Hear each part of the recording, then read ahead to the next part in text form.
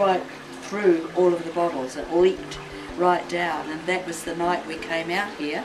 And you know, we had that massive sandstorm, which intuitively, and I didn't know the Aboriginal mythological legend behind that, but was like a stirring up or a mischief spirit or the darkness, you know.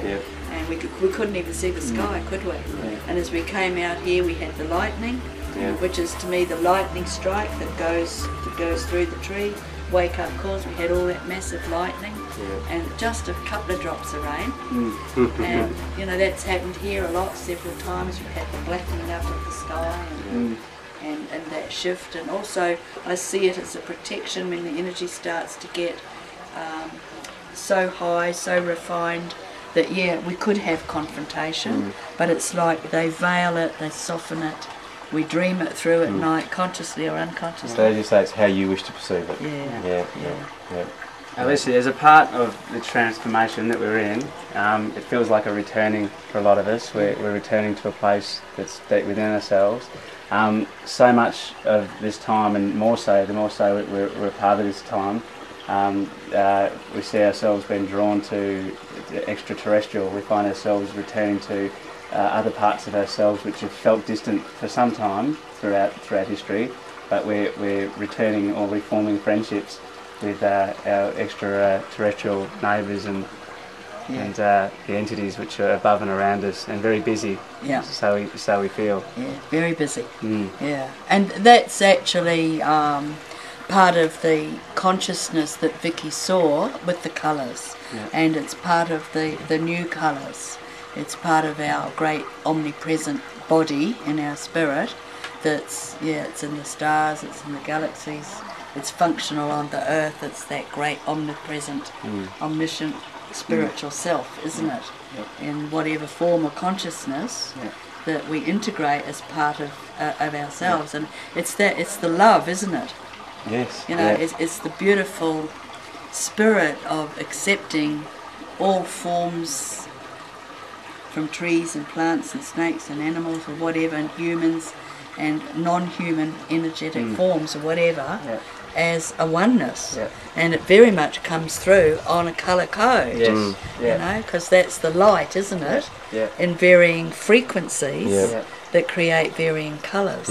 It feels like the evolution of language, seeing light and colour and frequency, and the bridge which will connect us to the other realms. And Vicky called the bottles the Rainbow Bridge. She called them her little jewels.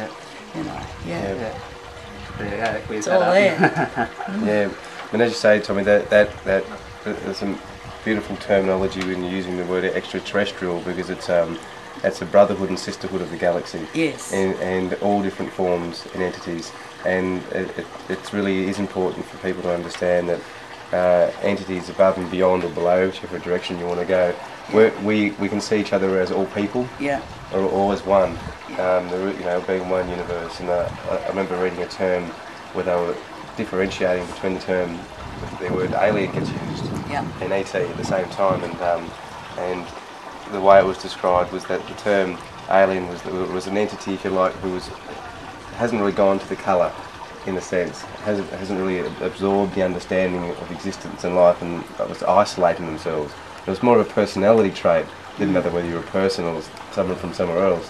But the term ET was a brotherhood and a connection between us all, and aspects of what's happening here in the healing was getting us all closer to that oneness. Well, I mean, one of the ladies this morning or last night in her dreaming had an interesting dream along that note. She was in a graveyard, and as she put her hand out on the gravestone, a door opened, and basically she went into a house with lots of rooms, and she said, you know, who's been in my house?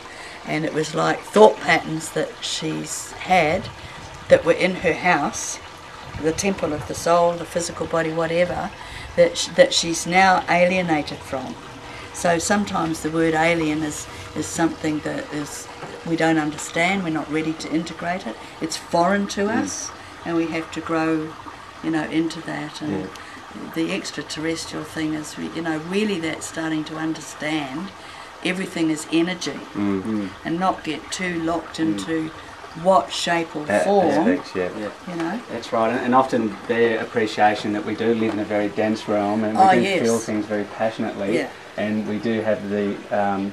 They very much understand that we can find ourselves with the nature of the ego, seeing ourselves as an isolated, disconnected being, and that's a characteristic of the soul school of Earth, is that we live the illusion of a separated form of existence, but we get to experience what that is like as an individual, the image of an individual, but to appreciate the connectedness of all things. You know, and this time very much feels like that. Very many spirits who have come through those spiritual states of consciousness, many have come in at this time to assist the transition, and it very much is a letting go of the physical form and appreciating oneness, and almost, as we say, independent coexistence, where you find that there is on the surface an illusion of separation between us, but deep down we swim together. You know, and so it really feels like this time it will be, just as you guys have done in 6 days here, this period on Earth is an intense period to go about that transformation. For a lot of people it may feel like the entire world is upside down. It's going to go through that. It's what happens with shift though, doesn't that's right. it? There's always, you know, if you rearrange the furniture in your house, it is a bit tumultuous for a while. It's a shifting around, changing. And also going through the awareness process of what the sanctuary was essentially established 7 years ago, was to, whether it was be with programs or ceremonial dance or programs like your one, it's just to help people understand about the transition and the different dimensions that exist.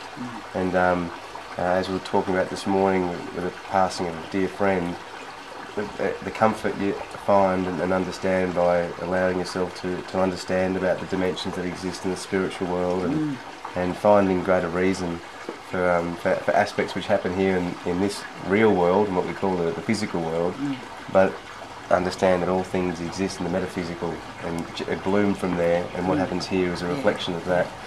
Well, yeah, I mean, during the soul dreams and the 7 steps to transformation that's been what we've been energising here, we actually got the physical death because it's so above, so below, and as we all have gone through many levels of death and consciousness through the worlds, you know, the 4 worlds, it actually happened physically, and it's